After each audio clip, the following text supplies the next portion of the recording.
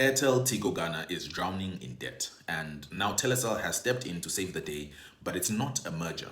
I'm sure you've heard a little about this, but let's dive deeper so you get the full gist of what is actually happening. 3 million Ghanaians were just a step away from a complete communication blackout.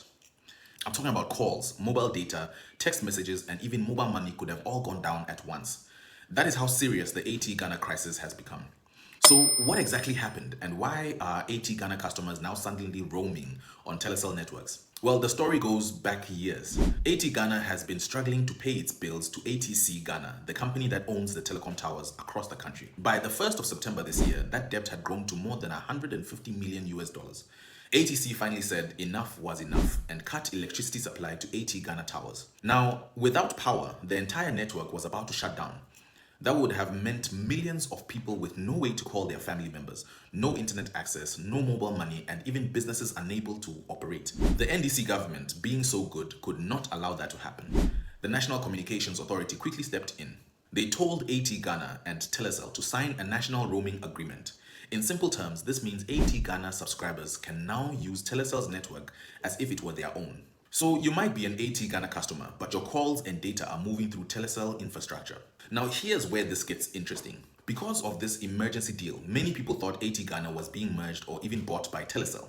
Some headlines pushed that story, saying it was a new strategy to take on MTN. But the Minister of Communication, Samuel Nate George, came out to say very clearly that this is not a merger and not an acquisition. This is only a temporary solution.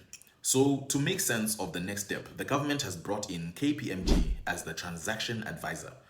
For those unfamiliar with KPMG, it is one of the world's leading professional service firms and a member of the Big Four, alongside Deloitte, PwC, and EY. KPMG specializes in 3 core areas: audit, tax, and advisory or consultancy. They have 60 days to review AT Ghana's debt, analyze the government's shareholding in Telecel, and recommend the best way forward.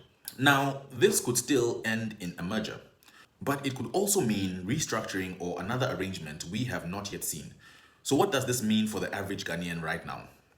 Here's what I think. For customers, your service will continue. You can still make your calls, send texts, and use data, and transact in mobile money. There might be some small disruptions, but there will be no nationwide blackout. For the workers, about 300 permanent staff at AT Ghana will keep their jobs, but over 200 contract workers are still waiting to know their fate. And for the wider industry, this shows again how fragile the telecom market is. MTN controls 65% of the market, leaving little space for smaller players. If AT Ghana and Telecel combine resources, they could become a real competitor and give customers better prices and services. The bigger question is about the government's strategy. Reports suggest that the state has been exploring ways to support a merger that would require about $600 million in investment over 4 years.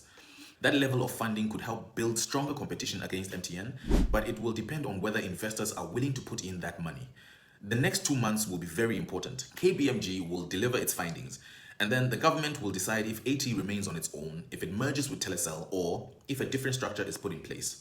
One thing is clear though, this situation shows just how central telecoms are to Ghana's economy. A collapse of AT Ghana would not only hurt subscribers but also hurt businesses, mobile money operations, and even the stability of the entire digital system. So I want to hear from you.